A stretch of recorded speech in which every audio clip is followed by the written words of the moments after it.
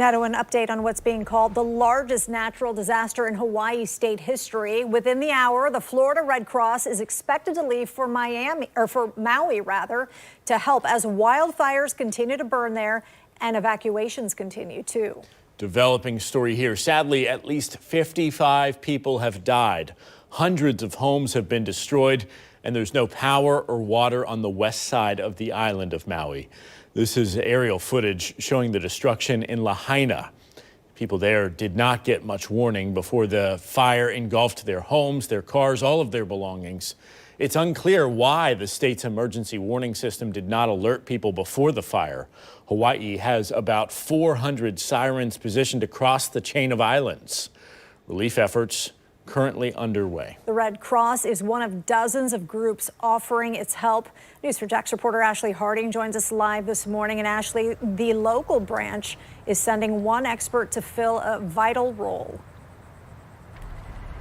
Absolutely, you guys, and good morning to everyone at home. Yes, and we have him here with us. We have Tyler Smith, and I understand you are going to be leaving very, very shortly, in fact, for Hawaii.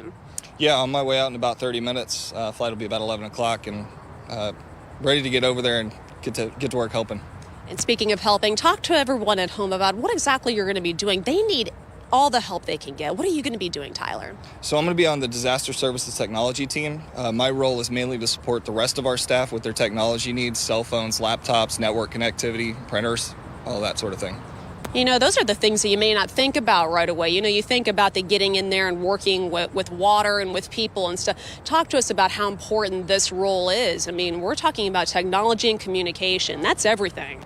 Yeah, everything has technology in it these days. And so everything from coordinating where we're going to be taking the water to which shelters are going to be open where, and getting the information out to people as where they can go for those assistances. Everything relies on technology in some way or another these days.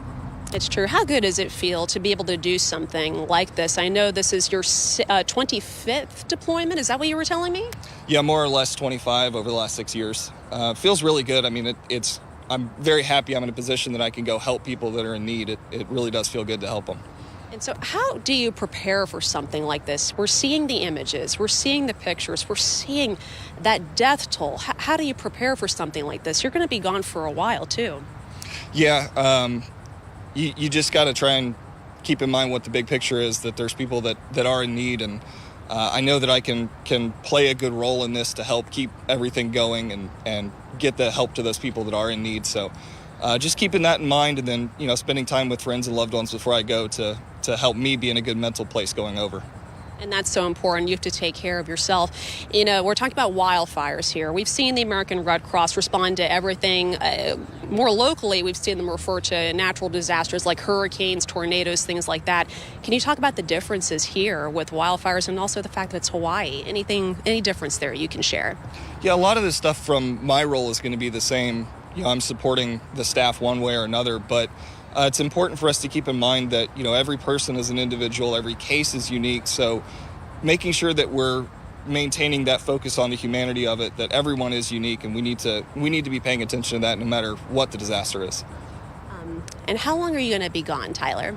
So it's a minimum of 3 weeks for island deployments like Hawaii. I'll often stay there for 6 to 8 weeks if I can, but at least 3 weeks.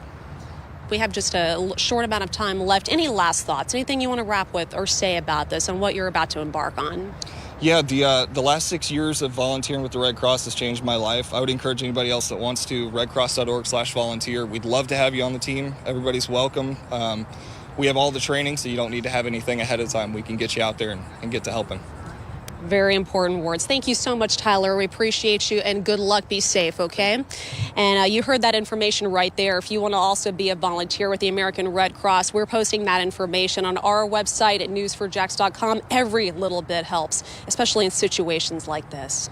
Reporting live, Ashley Harding, Channel 4, the local station. Thank you so much. I have a million questions for him. What an incredible young man, because typically you see volunteers who are older, who may be retired, who don't need to rely on an income. Ashley, if you can ask Tyler how somebody who's young and presumably needs to work still does that volunteer work. We'll try to get that answered He's later. got it in his heart. Hopefully he keeps in touch. Amazing. Stay safe out there. And, you know, Good work. Having been to many disaster zones, I've seen the great work that the Red Cross does at their shelters. I've seen it throughout the Southeast.